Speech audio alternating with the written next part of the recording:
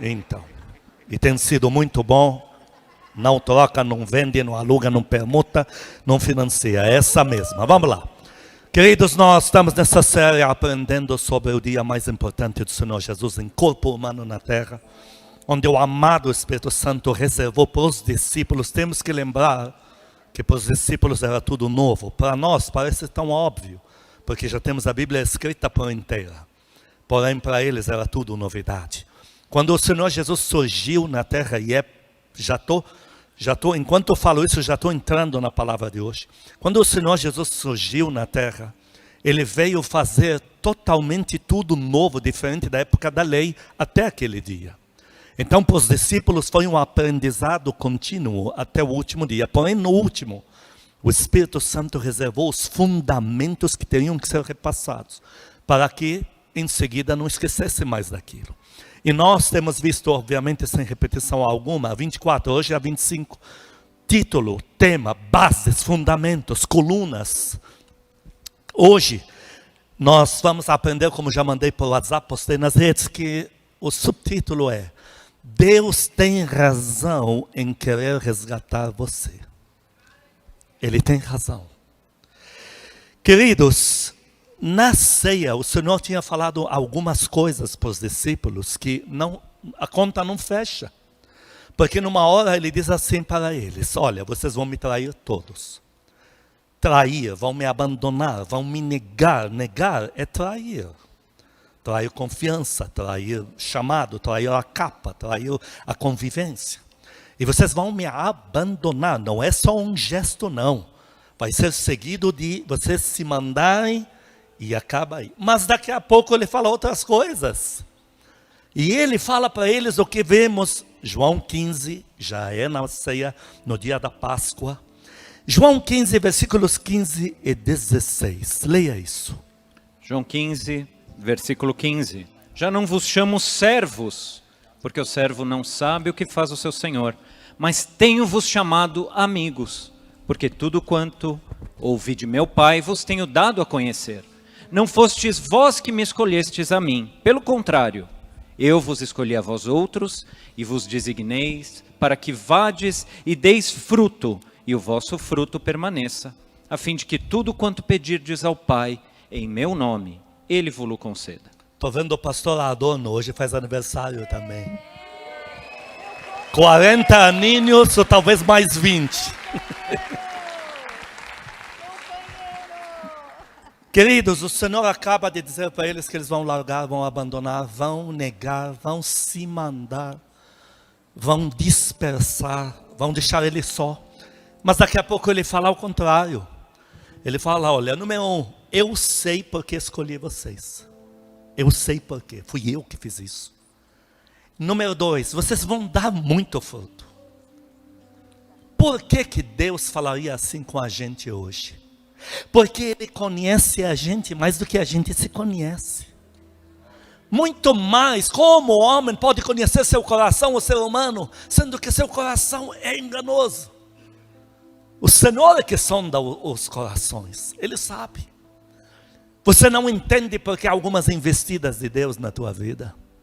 Você não entende porque é momento de erro. Eu não estou usando aqui a palavra no indireto para você sair por aí errando, pecando na rebeldia. Que Deus me resgate, hein?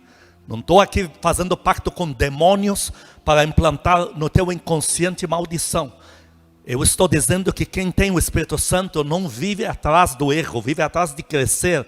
O que venci ontem, agora vai vencer coisas maiores do que uma escada que só sobe. Mas quando erramos ou deixamos de errar, Deus vem com promessas e a gente não entende por quê. Ah, não acertei, eu quis fazer daquele jeito, não deu em nada. Deus ainda veio e fala coisas maiores.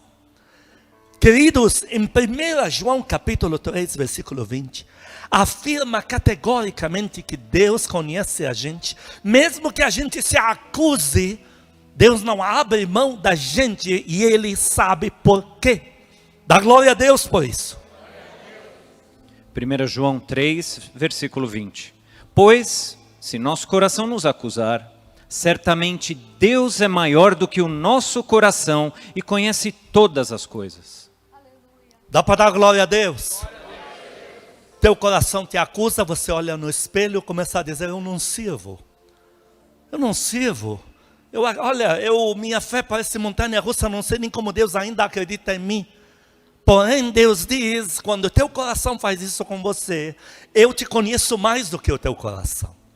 Eu te conheço mais do que o momento que agora você esteja vivendo. E por isso nós temos a lista de 6 ingredientes. Já que Deus te conhece, já que o próprio Deus diz para os discípulos, vocês vão me abandonar, vai ser daqui a pouco, nesta mesma noite. Mas o mesmo que diz, vocês vão dar muito fruto, vocês vão arrebentar. O que eu espero de vocês, vocês vão fazer bem feito. E nós vimos que o Senhor tinha razão. Entramos com lista de 6 ingredientes espirituais que fazem Deus ter razão na nossa vida. Primeiro deles, tem razão por Deus querer escolher você. Queridos, lembramos de Ananias e de Saulo. Vamos ler rapidamente Atos capítulo 9, do versículo 13 ao 18. Deus chega e diz, eu escolhi um cara. Esse cara era um assassino, um louco, um varrido. Ele matava crianças, queimava criança em fogueira e ia almoçar em seguida. Imagina, e Deus chega e fala para o profeta, eu escolhi ele. Leia isso. Atos 9, versículo 13. Ananias, porém, respondeu, Senhor, de muitos tenho ouvido a respeito desse homem, quantos males tem feito aos teus santos em Jerusalém. E por aqui trouxe autorização dos principais sacerdotes, para prender a todos os que invocam o teu nome. Mas o Senhor lhe disse, vai, porque este é para mim um instrumento escolhido para levar o meu nome perante os gentios e reis. Diga comigo, eu sou instrumento escolhido a dedo pelo amado Espírito Santo. Continua. Bem como perante os filhos de Israel, pois eu lhe mostrarei quanto lhe importa sofrer pelo meu nome. Então Ananias foi e, entrando na casa, impôs sobre ele as mãos, dizendo, Saulo, irmão, o Senhor me enviou a saber o próprio Jesus que te apareceu no caminho por onde vinhas, para que recuperes a vista e fiques cheios do Espírito Santo. Imediatamente lhe caíram dos olhos como umas escamas e tornou a ver. A seguir, levantou-se e foi batizado. Como é lindo quando temos na nossa trajetória os Ananias de Deus. Como é lindo. Ananias, a priori, não está no teu contexto. Ele não sabe o que está acontecendo com Saulo. E à distância ele tem uma ideia. E muita gente, por saber que Deus escolheu você, não vai fazer nem como Ananias fez. Vão fazer pior, vão rir, vão zombar, vão falar um monte de coisa. É muito difícil, falamos por seres humanos, o que Deus nos escolheu para fazer para Ele. É muito difícil. Eles olham para a gente assim, de cima a baixo. Nossa, Sônia alto. Que arrogância, que soberba. Mas você foi escolhido, escolhida. Você sente que tem algo grande que vai acontecer na tua vida. E aí Ananias, ele diz, não, esse não. Como muitos diriam de você, esse não. Mas quando Ananias chega no quarto da oração, no ambiente onde você ora, no ambiente onde você abre teu coração só entre você e Deus, nessa hora ele viu que Deus tinha razão. E ele chamou ele de irmão. Saulo era o maldito, o assassino. Mas agora que ele vê ele, irmão, chama ele de irmão em Cristo. E quando unge ele, é cheio do Espírito Santo, ele vê como a primeira atitude de Saulo é, eu quero ser batizado, eu quero ser nova criatura. Ele entendeu porque Deus tinha escolhido você. Aplaude a Deus por isto. Deus tem razão. Deus tem razão por ter escolhido você. Segundo ingrediente que Deus tem razão por querer resgatar você. Tem dia na vida da gente, isso eu escuto de muitos até pastores que eu aconselho. Eles olham e dizem, Deus, para mim não tem mais jeito. Como quem diz, desista de mim. Eu escuto isso de ovelha, de filha espiritual, o problema é palavrão. Filho espiritual, o problema é palavrão.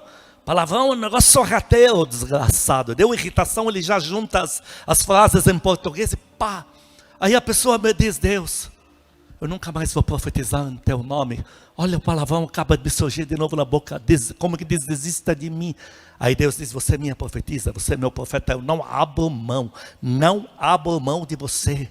Deus tem razão por querer resgatar você, quer seja de adultério, quer seja de roubo, quer seja de mentira, quer seja do que for, da depressão. Deus tem razão. O Senhor tinha razão de resgatar os discípulos.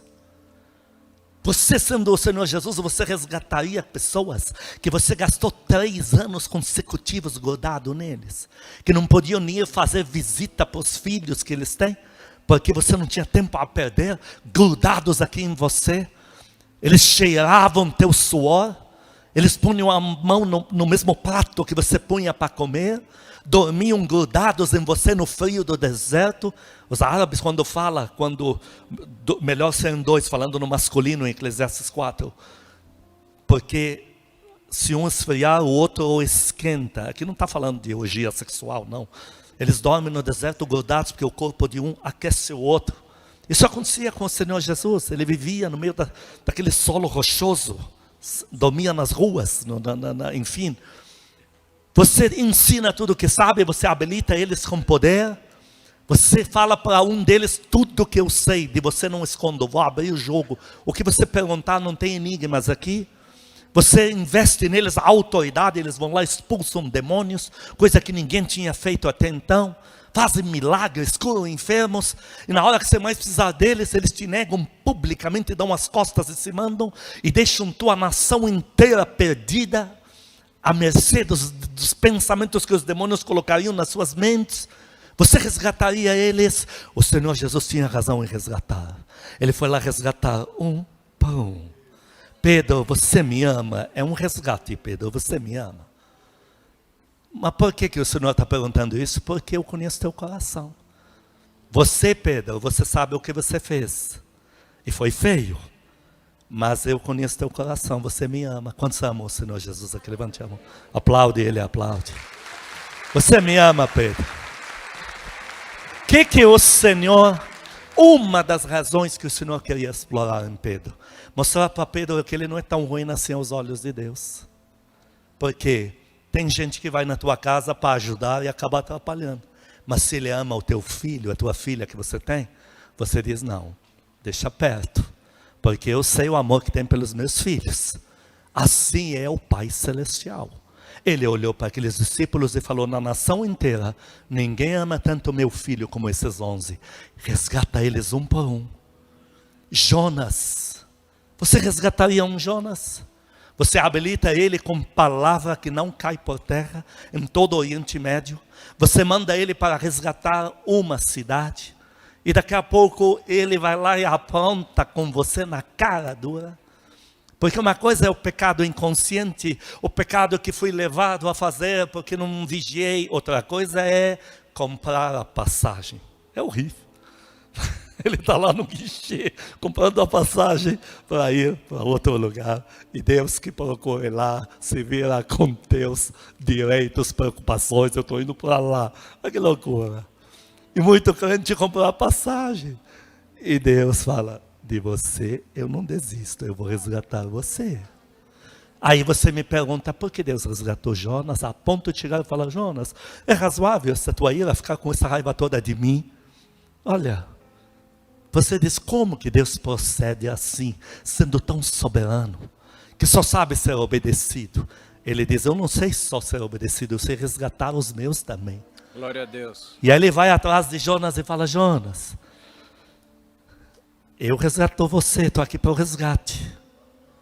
Daqui a pouco Jonas, quando ele volta para o país dele, ele não volta doente, ele volta curado. E ele volta com resultados sem precedentes, porque a pedra no sapato do Oriente Médio era aquela maldita cidade de Nínive. Era maldita, tem registro sobre o tamanho da perversidade do sexo com os animais que era feito ali. Uma coisa que perturbava a mente do Oriente Médio. E aí Jonas limpou isso. E limpou da melhor maneira possível. Não é que você mandou fogo do céu e matou todo mundo. Não, eles reconheceram que estavam errados e agora vão ser exemplo na sociedade. E tudo que o Deus de Jonas falar é o que eles fazem. E aí você olha isso e diz, no íntimo e particular, conhecendo a história de como Deus resgatou Jonas, Deus tinha razão. Dá glória a Deus aqui. Glória a Deus. Porque o aplauso que eu vou te pedir para fazer é pela tua vida. Deus tem resgatado você de muita coisa. Ele tem razão. Ele tem razão. Toda vez que Deus instala o processo do resgate na tua vida, Ele sabe quem é você de verdade. Aos olhos da nação é o Jonas que pegou navio errado. É a turma que negou publicamente. Aos olhos de Deus, eu conheço o teu coração. Eu te conheço melhor do que você se conhece. E não abro mão de você. Terceiro ingrediente. Deus tem razão em investir em você. Há um investimento de Deus em curso sobre a tua vida. Tudo isso, esses 6 ingredientes, aconteceram com os discípulos. O Senhor também tinha razão de investir neles. Deus tem razão de investir em você. Em 1 Coríntios capítulo 1, versículos 25 a 29, isso se aplica literalmente na tua, minha vida e dos discípulos. 1 Coríntios, capítulo 1, versículo 25. Porque a loucura de Deus é mais sábia do que os homens, e a fraqueza de Deus é mais forte do que os homens. Irmãos, reparai, pois, na vossa vocação, visto que não foram chamados muitos sábios segundo a carne, nem muitos poderosos, nem muitos de nobre nascimento. Pelo contrário, Deus escolheu as coisas loucas do mundo. Olha, eu já vou mudar esse versículo, não está falando de mim. Pode estar falando aí de todo o resto. Uma vez eu perguntei para um pastor, ele é muito usado por Deus, tem uma igreja, uma das maiores do Brasil, que não é igreja de brincadeira, de autoajuda e de não sei o quê, porque só põe gente no inferno, igreja séria. Falei para ele, o que você acha de mim? O que você acha que as pessoas acham de mim? Ele falou, ou a pessoa te odeia, ou a pessoa gosta de você que não desgruda. Eu não sei qual das duas abraço, mas entendi o que ele quis dizer, que a minha mente é só a pastora Denise que entende de Deus. Nem ela está entendendo, coitada. Deus escolheu o que? As coisas loucas do mundo. Loucas deste mundo. Quando você olha e as pessoas não te entendem, acham que você está ficando fanática demais, você está ficando muito espiritualzinho, você está muito estranho, você fala umas coisas. Mas como que Deus te usa? Como que Deus te escolheu? Como que Deus diz que vai investir em você, levantar você? Como? Você é as coisas loucas deste mundo, eu acho. Continua. Para envergonhar os sábios. Dá glória a Deus aqui. Que mais? E escolheu as coisas fracas do mundo para envergonhar as fortes. O que mais me atrai em Deus, me fascina, é o quanto Ele investe em pessoas que são dadas a depressões. Porque nem toda depressão é demônio. Tem depressão que é oriunda de formação familiar. Do jeito que o pai tratou ele, ela, a mãe, os irmãos, escolar. Isso tudo gera depressão que vai manifestar lá na frente. Aí a pessoa quer grudar numa cama. Ou físico mesmo. Neurônios, etc. E eu acho bonito como Deus investe nos que são dados a depressões. É com você, não, tem que ser você. Só que eu conheci uma serva do Senhor, ela é além de ser dada a depressões, além de ter uma coisa de autocomiseração que não é fácil, além de se sentir uma nada, ainda tem uma vergonha enorme de falar, quanto menos com pessoas que têm dinheiro. E Deus fala para ela, vai lá e prega para aquele grupo de milionários. Ela foi lá, chegou com aquele jeito dela, não queria passar da porta para dentro. Deus arrebentou. Todos os sábios e eloquentes no evangelho falaram, aquele grupo não quis nada com nada, chegou elas, converteu todo mundo. Glória a Deus.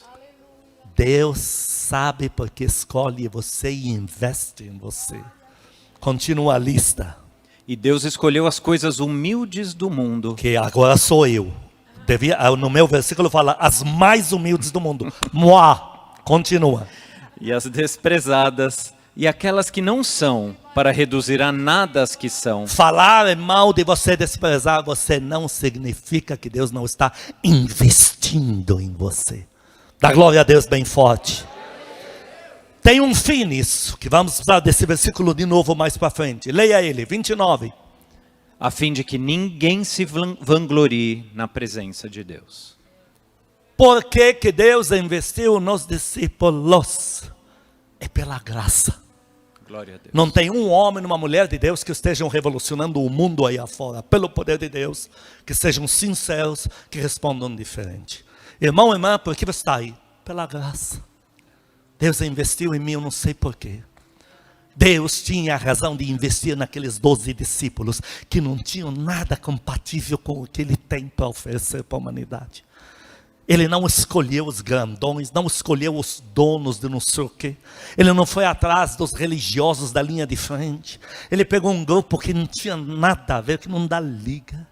E quem olhasse diria, meu, mas eles não são indoutos, nem estudados, nem são eloquentes no falar. São. É tudo pescador e tal, não sei o quê. E no mundo chamavam ele de bocada, pegou eles das bocadas. Agora eu te pergunto, o Senhor Jesus tinha razão em investir naqueles 12, 11, sim ou não? Mudaram o mundo para Ele. Aleluia.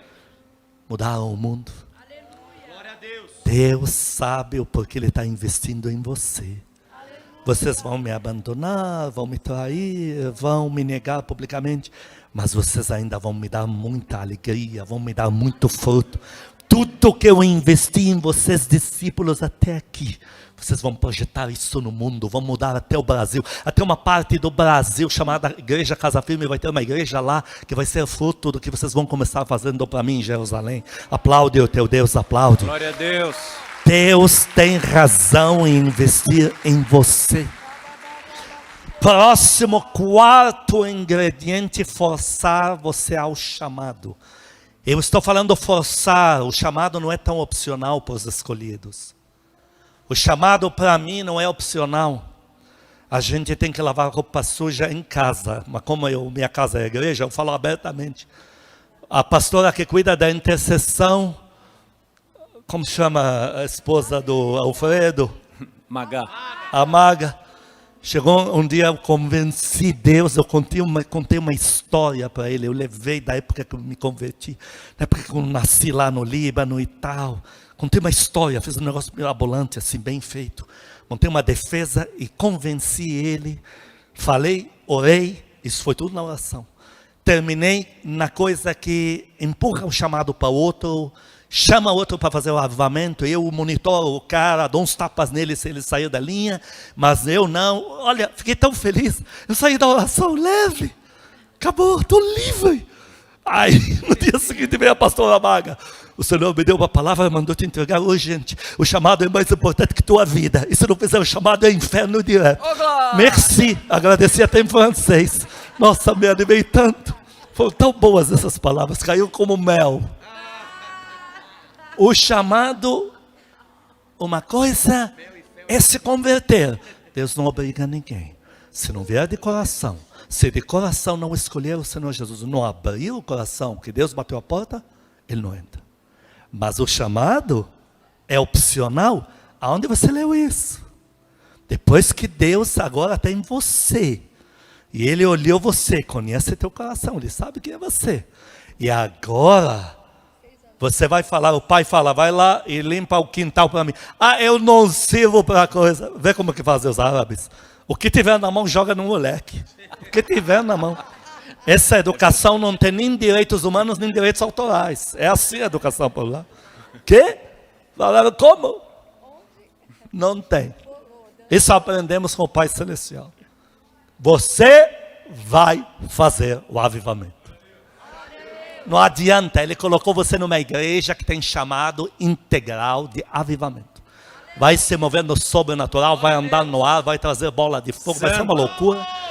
E não adianta dizer que não serve, fazer uma história como eu falei lá, fiquei mais de uma hora enchendo o ar de palavras, e no fim não vai dar nada, porque Deus não acredita. Ele fala, você vai fazer. É você mesmo. Não adianta. Não vou chamar outra, vai ser você. Glória a Deus. Você. Em Mateus 9, 36 a 38, a nossa tradução é muito educada. Porque no original fala dar um chute. Não é coice, chute. No mundo árabe não temos essa diferenciação de chute dado por um animal para chute dado pelo ser humano. Então no animal a gente fala coice. No mundo árabe não tem. No mundo árabe a palavra é uma só, o verbo é um só. Chute, quer seja para o animal, para o ser humano. Ali fala em chute. Leia isso. Mateus 9, versículo 36. Vendo ele as multidões, compadeceu-se delas, porque estavam aflitas e exaustas, como ovelhas que não têm pastor. Não tem quem cuide delas. Continua. E então se dirigiu aos seus discípulos. A seara, na verdade, é grande, mas os trabalhadores são poucos. Estou precisando de gente que trabalhe para mim. Continua. Rogai, pois ao Senhor da seara, que mande trabalhadores para a sua seara. Que dê um chute. É forçar com o pé. Quando você tem pessoas atrás de uma porta, e você vai lá e com o pé você força a porta, e todos aqueles que estão atrás da porta caem lá para frente. Esse é o termo que o Senhor usou. Que dê um chute, empurrando trabalhadores para a sua seara. Porque olha como o povo está desesperado e não tem quem cuide. Que dê um chute. Ah, Deus demora para usar a vida da gente. Não, Deus preparou, você já te solta. Acredite em mim. Meu sonho era ser um diácono. Como achei lindo, cheguei na igreja de Cristo, tal, vim do Islã, nunca fui muçulmano roxo, tal, mas entre Jesus Cristo e Maomé, lógico, o negócio para nós era guerra. Agora não, me converti. Aí eu vi os diáconos na porta, achei tão bonitinho. Aí te pega, te põe sentado na cadeira, achei chique. Não tem isso no Islã é diferente, o cara entra, ora, vai. Daqui a pouco, eu já fui lá, coloquei terno, fiquei lá, imitava eles direitinho. Parecia que eu já era maduro na fé. Na verdade, eu estava com um saci no corpo, mas eu estava em processo certo? O pastor viu, manda ele sentar. O pastor tinha razão. Manda ele sentar, o que ele está fazendo aí na porta? Olha, bem-vindo, tal, punha a pessoa sentada. Nunca me ungiam a nada. Eu já assumi que era diácono meu. Quando Deus teve um encontro com o Senhor Jesus, depois com o Espírito Santo, virei pastor de pastores, de presidentes de ministério. Eu falava, Deus é a parte de Deus ser diácono. Ele falou para mim, não tem tempo, não há tempo. Eu queria ser diácono de igreja, presbítero, pastor, eu acho tão bonitinho. Não, fui direto, de ovelha. Aí fiz cruzada para 10 mil pessoas. Aí reuniam todo mundo para fazer a ceia. Eu não vou fazer a oração final, porque eu não sou pastor. O que organizou tudo me olhou. Você não é pastor? Não, nem pastor, só tinha feito cruzada para 10 mil pessoas. Queridos, Deus está com pressa. E Ele vai levantar vocês. Glória a Deus. Não adianta vocês contarem segredos do ser chamado para outros. Eles vão rir. Mas Deus sabe por que está forçando você ao chamado. Ele deu um chute. A porta que estava emperrada, que impedia você de servir, Deus deu um chute nela e falou, vai trabalhar, vai fazer alguma coisa. Ah, Deus, eu ainda não tenho, sabe, todo mundo tem a história do meu primeiro demônio. É a primeira vez que manifesta um na tua frente. Alguns, para ter autoridade, gritam, o demônio sai, mas sai surdo. Sai, porque é seu primeiro. Alguns começam a tremer, alguns ligam para o pastor, é meu primeiro demônio. Alguns, enfim, alguns. Mas Deus fala, não importa o que você sabe, deixa de saber. Importa que eu já sou contigo, vai trabalhar. E você, eu estou te falando algo porque eu e tua pastora somos seus pais. Tais pais, tais filhos. Você foi destinada a promover a glória de Deus no mundo inteiro. Teu bolso vai lotar de dinheiro. Vocês vão estar bonitos, vão estar confortáveis. Vocês vão rejuvenescer. Não olhem para esse cara que está para lá de Bagdá. Vai haver um rejuvenescimento aqui também. Vocês vão rejuvenescer. Vocês vão receber um fôlego de Deus que vai deixar vocês intactos. Isso, pastor, por que Deus não começou? Porque depois que a porta abre, tudo acontece. Enquanto a porta não abriu com os discípulos, até o último momento era a guerra. Nós estamos ainda em guerra, está terminando agora. Mas em seguida abre tudo, libera tudo. E aí Deus vai dizer, o que você aprendeu de mim os últimos anos da sua vida? avivamento. Então, vou te dar um poder, vai lá. E aí o poder vai se mover por você. Você não, querendo ou não, ele vai se mover. Você vai olhar para um enfermo saindo da Praça da Sé, vai olhar para um enfermo com doído. Não vamos misturar negócio com relógio, com religião. Mas é o seguinte, receba. O cara levanta e corre, começa a gritar alto, fica quieto. Gritou tanto que a Praça da Sé desceram gente dos prédios para você pregar. Como é que você fez isso? E todos os enfermos vão ser curados. Bolas de fogo vão flutuar enquanto você está pregando. Bola de fogo vai vir nas tuas mãos. A luz vai cobrir você. Uma nuvem azul esverdeada vai vir. Queridos, até o prédio vai se encurvar, vai se converter. Não é só o povo, não. Deu para entender? Forçar ao chamado. Por quê? Diga comigo, convidados são os ministros. Aprenda esse segredo na palavra. Em Lucas 14, o Senhor deu uma parábola e falou sobre forçar. Ele não está falando de forçar as pessoas a aceitar o Senhor Jesus. Porque o Senhor Jesus não anda com gente que anda com Ele por obrigação. Ele anda com gente que lhe deu o coração. Mas aqui ele está se referindo a outra classe de pessoas. Ele está se referindo a candidatos ao chamado por Deus. A pessoas selecionadas que Deus sabe porque Ele vai levantar elas e vai chamá-las para servi-lo. Lucas 14, versículo 18. Lucas 14, versículo 18. Não obstante, todos a uma começaram a escusar-se. Então o Senhor Jesus fala que tem uma boda, que tem uma ceia, que tem um casamento, ou que tem uma festa, não importa. No reino tudo é boda, tudo é casamento, tudo é festa, tudo é glorioso, tudo é lindo, tudo é alegria no Espírito Santo. Ele fala, chamei os caras que deveriam vir, não quiseram. Cada um contou uma historinha, mas esses caras na verdade nunca quiseram nada com Deus. Aí no 21 ao 24 ele fala sobre dar um chute, põe para dentro. Não tem nada de opcional aqui não. É dar fruto e vai dar fruto e acabou. Leia isso. Versículo 21. Voltando o servo, tudo contou ao seu senhor. Então, irado, o dono da casa disse ao seu servo, sai depressa para as ruas e becos da cidade e traze para aqui os pobres, os aleijados, os cegos e os coxos. Aquela lista que acabamos de ler, os que ninguém quer, os loucos, os aqui não sou eu, já falamos sobre isso também publicamente. Continua. Depois lhe disse o servo, Senhor, feito está como mandaste e ainda há lugar. Respondeu-lhe o Senhor, sai pelos caminhos e atalhos e obriga todos a entrar, para que fique cheia a minha casa. Porque vos declaro que nenhum daqueles homens que foram convidados provará a minha ceia. Diga comigo, convidados. Convidados está se referindo aos chamados. Aos que têm chamado. Em Marcos 2, 19, quando falaram para ele, os teus discípulos, ele falou, discípulos são convidados. Os que vão fazer minha obra são os convidados. Esses, leia isso. Marcos 2, versículo 19. Respondeu-lhes Jesus, porém, podem porventura jejuar os convidados para o casamento, enquanto o noivo está com eles? Então perguntaram, por que eles não jejuam agora? Ele falou, eles são os convidados e em breve vão fazer uma obra tremenda para mim. E os convidados são forçados a entrar. Deus não está te dando escolha. Para que, como lemos atrás, para que ninguém se glorie na frente dele. Para que quando começar o processo de desencadear a tua prosperidade, o teu rejuvenescimento, tudo ficar arrumado na tua vida, você nunca se ensoberbecer. Para quando Deus começar a te usar, nunca subir para a tua cabeça. Para você lembrar, eu fui forçado a entrar. O Senhor tinha razão de forçar Moisés ao chamado. Deus ficou até irado. Moisés tanto que argumentou, uma hora Deus ficou irado. Vai Arão, vai o que for, mas estou te falando que você vai, rapaz.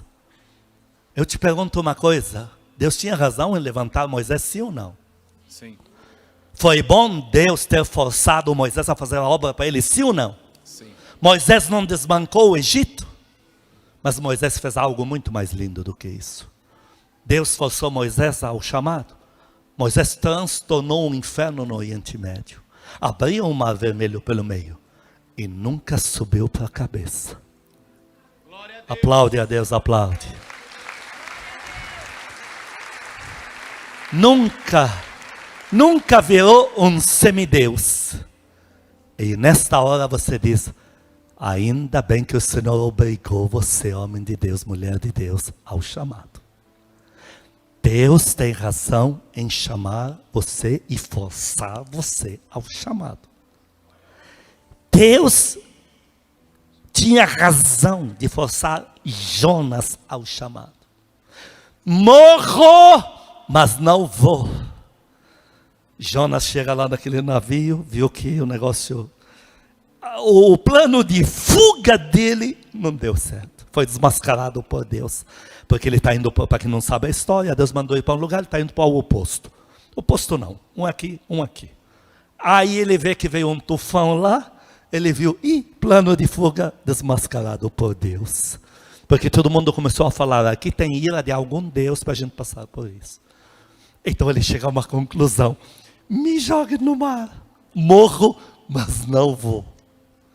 Olha, você não morre, você vai. Aí Deus põe ele dentro de, não baleia, peixe grande. Engole ele lá, fedor de peixe, sardinha o dia inteiro. E está uma oxigenação difícil. E o Jonas Turrão fica naquilo lá, um dia e uma noite. Não vou. Mais um dia, mais uma noite. Não vou. Mais um dia, não vou. Mais uma noite. Oh Deus, o Senhor aqui é misericordioso. Olha, eu faço qualquer coisa. Então tá. Vomita ele em Nínive. Aí ele vai lá e prega a meia boca, Deus salva a cidade inteira. Morro, mas não vou. Não vai funcionar para você. Estou te falando que você vai. Aplaude ele, aplaude.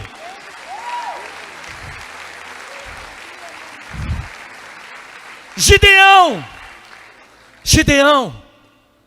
Deus chega para ele, ele fala, eu sou o menor da casa do meu pai, minha casa, minha família, minha tribo é a menor de Israel, tudo menor.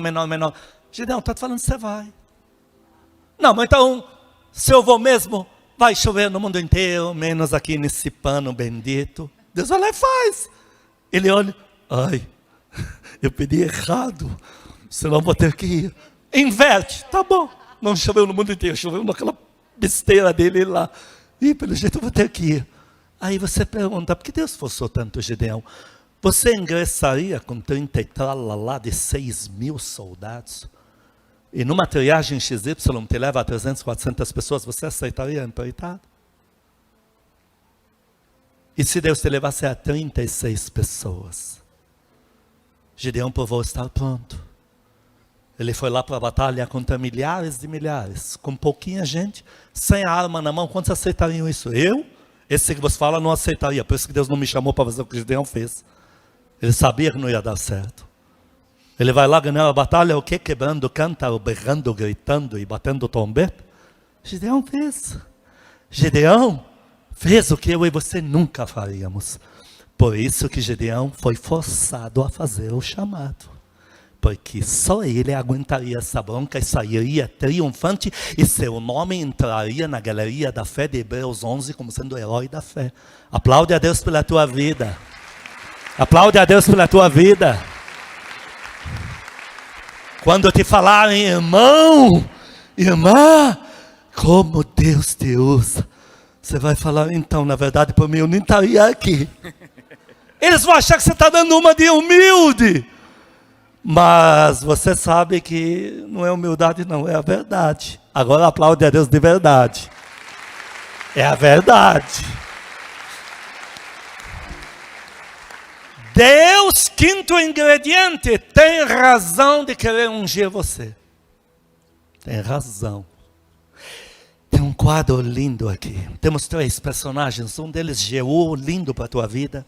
2 Reis, capítulo 9, 1-3. Que impressionante isso. Essa realidade se aplica em nós hoje. Deus fala para Eliseu. Eliseu unge um cara, comandante do exército, que não tem nada a ver com a história, unge ele como rei. Põe azeite nele. O negócio não vai dar muita liga, mas solta o azeite e corre. Eliseu não podia correr, não faria isso. Chama um dos seus moços e diz, olha, vai como mensageiro do Senhor. quando a gente ensina sobre profecia, a gente ensina a diferença de profeta para mensageiro do Senhor. Aqui não é profeta, aqui é mensageiro do Senhor. Vai lá, ninguém vai saber quem é você, nome, sobrenome, idade, solta azeite e corre. Leia isso em 2 Reis 9, vamos lá. Vamos ver nesses 3 versículos. 2 Reis, capítulo 9, versículo 1. Então, o profeta Eliseu chamou um dos discípulos dos profetas e lhe disse: cinge os lombos, leva contigo este vaso de azeite e vai-te a Ramote Gileade. Em lá chegando, vê onde está Jeú, filho de Josafá, filho de Ninsi. Entra e faz-o levantar-se do meio dos seus irmãos e leva-o à câmara interior. Nem faça publicamente, que não vai dar certo. Toma o vaso de azeite, derrama-lhe sobre a cabeça e dize: assim diz o Senhor, ungi-te rei sobre Israel. Então abre a porta, foge e não te detenhas. Olha que tipo de unção, porque não dá liga, não tem como. Vai lá, faz, corre. O rapaz fez. Versículos 11 a 13 se aplicam na nossa realidade hoje. Versículo 11. Saindo Jeú aos servos de seu senhor, disseram-lhe. Eles viam ele com azeite sobre ele, porque o azeite não é uma gotinha, é um chifre que esvaziava, todo molhado de azeite da cabeça. O que é isso aqui? Continua. Vai tudo bem? Porque veio a ti este louco? Todo mundo diga, o que veio é um louco. Diga comigo, quem ungiu é um louco. Continua. Ele lhes respondeu: bem conheceis este homem e o seu falar. Mas eles disseram: é mentira. Agora, faze-nos sabê-lo, te pedimos. Vocês não acabaram de falar que quem ungiu é um louco, que não merece crédito nenhum? Por que agora querem saber o que foi que ele falou? Você vê como não dá liga? As pessoas julgam você, falam de você, e o pior é quando toda a lista deles é verdadeira, no caso de Moá. Eu assumo, não importa o que falem de mim, eu falo, eu fiz. Porque se eu falar que não fiz, é pior. Aí que vai dizer, está camuflando, eu fiz. Mas assim que o azeite cair na tua cabeça, eles vão seguir você. Olha, ele é um louco, ele é um não sei o quê. Mas o que ele falou? Ele falou isso. Amém. O que ele profetizou? O que ela profetizou? É? Tem certeza? Então vou orar. Mas você não acabou de falar que ela é uma louca, uma varrida, que anda por 2 vias? Falei, mas isso aí, tudo bem. Ele é louco, mas a gente quer saber o que ele te falou. Continua lendo. Então disse Jeú: assim me falou, a saber, assim diz o Senhor, ungi-te rei sobre Israel. Aquele louco que saiu correndo, que chamaram de louco. Veio o 13. Então se apressaram e tomando cada um o seu manto, os puseram debaixo dele sobre os degraus e tocaram a trombeta e disseram: Jeú é rei. Você ainda vai naquela igreja que fala de avivamento? Vou.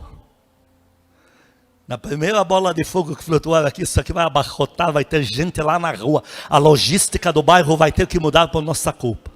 Amém. Mas enquanto eu não viu isso, você ainda vai... Aqui tem o pastor ainda fala que vai ver avivamento, bolas de fogo. E o pior é que você tem que dizer sim. Se eu perguntar quantos passaram por isso, muitas mãos vão se levantar. Para a gente não atacar ninguém publicamente, não vou fazer a pergunta. Deu para entender? Mas os mesmos estão esperando Deus te usar pela primeira vez para fazer fila na porta da tua casa. Deu para entender? Te julgam, falam da tua dificuldade financeira. Porque no mundo, até lamentavelmente, crente que não ora, que não é cheio do Espírito Santo, é o dinheiro que manda. Se você chegar com dinheiro todo defeituoso ou defeituosa, você é perfeito, é perfeita, é com quem nós temos que coabitar. Agora, não tem dinheiro, você pode ter todas as qualidades do mundo, você é o problema mesmo, se mata, rapaz, para que serve você? De novo, pedindo ajuda, aquela história. Mas na primeira vez que você der uma ordem e o demônio sair, der uma ordem, a doença soltar, largar sua vítima e o enfermo sair curado, e der uma corrida por aí, Os mesmos vão fazer fila na tua porta, dizendo, Glória mas a eu Deus. sou irmã dela, eu sou irmão, mas eu sou cunhado da tia, eu sou primo da cunhada que dirige o carro para ela, para ele. Vai aplaudindo a Deus aqui, vai.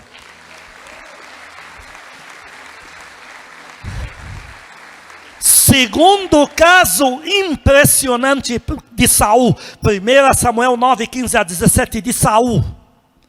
Deus falou, eu preciso que jogue azeite nesse cara. Saul era um personagem lindo, Samuel não soube discipular, cuidar, não soube por perto. É lógico, subiu para a cabeça, se perdeu, a culpa foi de Samuel, não foi de Saul. E Samuel o fez porque era assim no Velho Testamento, então tem culpa também, culpa é o erro geral. Mas o personagem Saul é muito bonito na Bíblia, leia isso. 1 Samuel 15, versículo... Não, 9, 15 a 17. 1 Samuel capítulo 9, versículo 15. Ora, o Senhor um dia antes de Saul chegar, o revelara a Samuel dizendo, amanhã a estas horas te enviarei um homem da terra de Benjamim, o qual ungirás por príncipe sobre o meu povo de Israel. E ele livrará o meu povo das mãos dos filisteus, porque atentei para o meu povo, pois o seu clamor chegou a mim. Quando Samuel viu a Saul, o Senhor lhe disse, eis o homem de quem eu já te falara. Este dominará sobre o meu povo. Deus falou para pôr o azeite na testa dele. O cara é humilde, é coração humilde, muito envergonhado, muito recolhido, muito demais. A ponto de quando jogou o azeite publicamente ao reino, o povo zombou. Esse aí? Mas quando chegou a ameaça contra Israel, quando um demônio lá, que era uma raça de demônios, filhos de demônios de 2,20 metros de altura, 2,40 metros de altura, chegaram na porta de Israel falando, vamos furar o olho de todo mundo, vai virar um inferno isso aqui. Aí o povo viu porque Deus tinha colocado azeite no cara. Saul se levantou com uma autoridade, povo do Senhor, porque isso vai acontecer com vocês. Deus está pondo azeite, e nem sempre o azeite é mandar a gente pôr azeite na tua testa, tudo bem que já fizemos muito aqui. Mas é quando Ele fica te falando, eu vou te levantar, eu vou te usar. Ele te dá sonhos com você sendo usado pelo poder de Deus. Ele te dá sonhos sobre pérolas na tua casa, que você acha uma pérola. Deus dizendo, é teu chamado. Deus tem razão em pôr o azeite em você. Aí a nação viu tamanha eloquência como o Saul atuou. Eles falaram, quem falou mal dele vai morrer agora. Você vê? Antes zombaram, ninguém fez nada. Agora, quem falou dele vai morrer. Como que fala? Olha, queridos, Deus tem razão em querer pôr o azeite em vocês. O terceiro improvável, Salmo 89, versículo 3, é Davi. Davi era de gentil presença, queridos. Davi tinha cara de tantã na sua cultura. Para nós, o menino ruivo hoje é modelo. Mas antigamente era cara de tantã, entendeu como é que é? De gentil presença, não tinha nariz turbo, sucção de marmudo. Isso aí não serve para guerra, não serve para nada. Deus fala, unge ele, põe azeite nele. Salmo 89, versículo 3. Fiz aliança com meu escolhido e jurei a Davi, meu servo. 19 a 21. Versículo 19. Outrora falaste em visão aos teus santos e disseste, a um herói concedi o poder de socorrer, do meio do meu povo, exaltei um escolhido. Encontrei Davi, meu servo, com o meu santo óleo ungi, a minha mão será firme com ele, o meu braço o fortalecerá. Quando foi ser ungido, que Deus tinha que trabalhado já o profeta para dizer, não olhe aparências, olhe coração. Agora inverte, não olhe aparência, olhe coração, unge ele para mim. Deus tinha razão, porque quando Davi se levantou, desbancou o Oriente Médio inteiro, os judeus passaram a ser a raça mais honrada, de maior prestígio do Oriente Médio. Onde você ia no Oriente Médio, que seja no Egito, em Babilônia, no Líbano, onde você fosse, falasse que era de Davi, teu passaporte é lá de Davi, o povo encurvava para você, você chegava em lugares, os maiorais, os generais, quem fosse, falasse que é judeu, era tratado porque teu líder é um furacão indomável. Aplaude a Deus, aplaude a igreja. Davi desbancou o Oriente Médio. A bandeira de Davi fazia as nações sair para fora, ajoelhar por as armas, tudo lá fora e dizer, Davi reina. Davi narra isso. Ele diz, chegando eu na cidade, eles já saíam lá fora, me entregavam tudo. Queridos, Deus tinha razão. Sexto e último item, Deus tem razão em levantar você. Ele vai te levantar. Isaías estava muito preocupado. O familiar dele acaba de morrer, o rei, ele vai perder a cabeça, obviamente. Aí Deus dá para ele uma visão, mostra a grandeza de Deus. E ele vê uma coisa que chama muita atenção de Isaías, é que Deus é levantado, ele usa o termo levantado entre querubins, alto, levantado. E Deus falando, eu quero levantar você, Isaías. Não tenha medo dos homens, não tenha medo de ameaças. Eu quero levantar você, me deixa fazer isso. E quando Deus levanta Isaías, se torna o homem que mais viu Jesus Cristo no Velho Testamento. Um dos livros mais ricos da Bíblia. Isaías 52, 53 são os capítulos mais usados de toda a Bíblia. Olhando nós para ele, não havia nele nada, beleza, que desejásemos, etc. Mas ele foi moído, traspassado pelas nossas transgressões. São versículos que você usou para o resto da tua vida. Tudo isso veio de Isaías, queridos. Um livro como o de Isaías, uma atuação. Isaías profetizou na vida de rei. Meu Deus, profetizou coisas que desbancou reinos. Esse é o mesmo Isaías que estava com medo, encolhido, queria se esconder debaixo de tapete para não tirar a cabeça dele. Agora que Deus levantou, porque ele viu Deus levantado entre serafins, Deus vai levantar você, ele tem razão por fazer isto. Aplaude a Deus, aplaude. Santo. O horário não me permite mais, mas vou mencionar Jeremias 18, 1 a 6, Romanos 11, 33 a 36, Isaías 55, 8 a 13. Deixa eu te falar o que dizem aqui. Deus chega e diz, vai na casa do oleiro ver. Aí o oleiro está trabalhando com barro que não deu certo, quebra inteiro, refaz. Ele diz, por acaso eu também como oleiro não tenho direito de fazer com você a forma que eu quero? Quantos dão esse direito para o Espírito Santo? Em Isaías 55, 8 em diante, ele diz, os meus pensamentos são mais altos do que os teus. Palavra minha na tua vida não volta vazia. Ele fala coisas lindas para você. Em Romanos 11, 33 a 36. Oh, com profundidade das riquezas, tanto de sabedoria como do conhecimento de Deus. Quem foi com seu conselheiro? Quem primeiro deu a ele para agora lhe prestar contas? Porque dele, por meio dele, para ele são todas as coisas. Ele que reina, ele, amém. Quantos querem entregar sua vida inteira à disposição do Senhor Jesus? Quantos querem falar, Senhor, minha vida é para servir o Senhor no avivamento? Aí em casa, você que ouve o áudio posteriormente, apaga para mim todas as luzes, põe a mão no teu coração, diga comigo, Senhor Jesus, diante da tua palavra, eu peço perdão, se de alguma forma tenho sido rebelde, covarde, se andei incrédulo ou incrédula, eu peço perdão. Se eu cometi a maior loucura da minha vida, se não orei, se deixei passar um dia inteiro sem ter comunhão com o Senhor, eu peço perdão, mas eu estou de volta. Com toda a ternura do amor do teu coração, diga para o Pai Celestial, diga para Ele, Pai Celestial, eu te amo. O Senhor é tudo que eu tenho na minha vida. Obrigado, diante da tua palavra de hoje. Mais uma vez eu vejo que o Senhor nunca desiste de mim. Obrigado pelo teu processo na minha vida. Obrigado pelos planos que o Senhor tem para mim. Obrigado por continuar acreditando em mim. Como teu filho, tua filha. Eu peço perdão. Se por notícias mundanas, ou se por medo, me afugentei. Saí dos teus braços.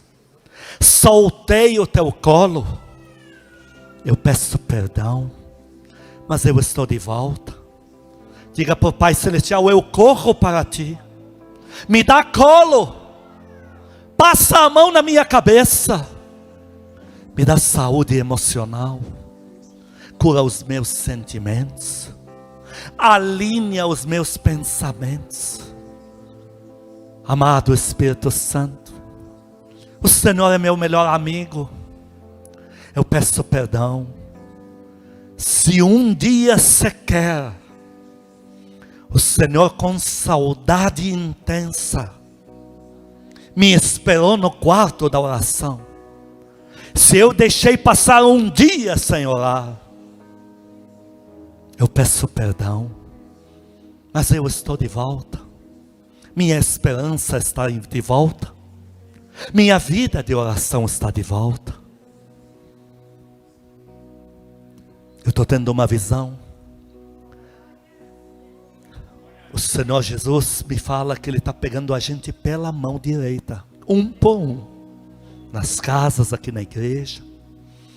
E Ele está dizendo que a guerra só lhe falta o último passo. Ele exige fé, Ele exige oração e exige declarar as coisas. Mas Ele diz que Ele está dando o passo com a gente. E não vai nos deixar afundar nesse mar revolto. E o Senhor diz que está faltando um passo para a tempestade acalmar. O Senhor manda avisar que em breve tudo se fará novo. Ele manda avisar que tem visto as lágrimas e as indagações de alguns do seu povo, dizendo: eu não sei se vou aguentar mais um dia, mais uma semana. O Senhor te diz que você aguenta sim, porque Ele está de mãos dadas com você. E que você ainda vai dar a volta por cima, porque Ele está contigo. E o Senhor manda avisar para que creia na soberania dEle, porque Ele não te comprou com moeda. Ele te comprou com seu sangue. Para Ele o teu valor é inestimável. E Ele vai te usar com muito poder. O Senhor manda avisar que o avivamento está por um fio para chegar. E Ele tem feito a sua seleção dos que farão o avivamento. E Ele manda te avisar que você só ouviu a pregação de hoje, porque você fará parte integral do maior mover de Deus na terra. Ó Espírito, abraça o teu povo, abraça. Queridos, 2 minutos apenas para orar. 2 minutos para você falar com Deus agora. São os 2 minutos mais importantes da tua vida até aqui. São os 2 minutos mais importantes, inclusive, deste culto aqui. Porque agora você vai falar com o Pai Celestial. Abre teu coração, rasga teu coração para Ele. Agradece Ele por ser tão bom para você, por não desistir de você. Fala para Ele te ungir sim. Fala para Ele que você agora acredita no que você falar para Ele, porque Ele acredita em você. Pede perdão pelos pecados que têm afastado você dEle. Pede perdão se você andou com frieza com Ele. Ele não suporta a nossa frieza, Ele não suporta. Pede perdão se você andou fria com Ele. Pede colo. Entrega a tua vida, entrega a tua família para Ele. Pede para o amado Espírito Santo forjar você, não abrir mão de você. Oh Espírito querido, flua, flua, flua.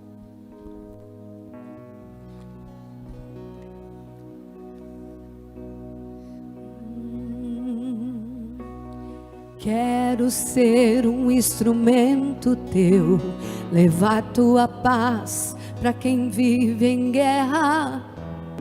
Abre meu coração. Quero ser sensível à dor de quem sozinho pede socorro. Abre minha visão, eu serei bênção para as famílias da terra, e como as estrelas do céu será minha descendência. Toma minha boca, ajuda-me a amar, e eu os trarei para ti. Que o amor de Deus Pai, as santas consolações do Espírito Santo, a graça eterna do nosso Senhor Jesus Cristo sejam com os amados e com todo o povo que ama a Cristo na terra de hoje para todos sempre. Amém e amém. Estamos liberados. Vai em paz para a tua casa. Aplaude o teu Deus, aplaude. Amém, Senhor, amém, amém. Senhor, Senhor.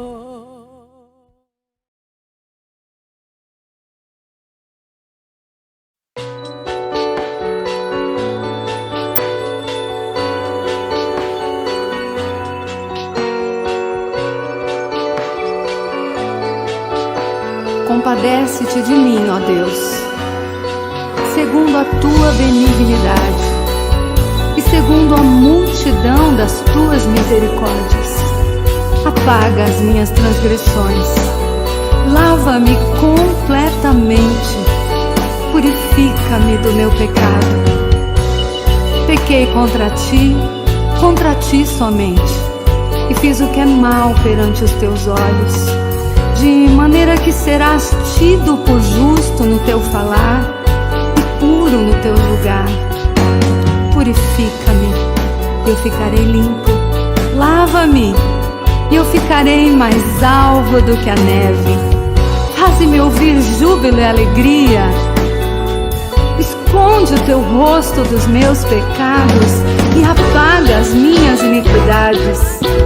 Cria em mim, ó Deus, um coração puro e renova em mim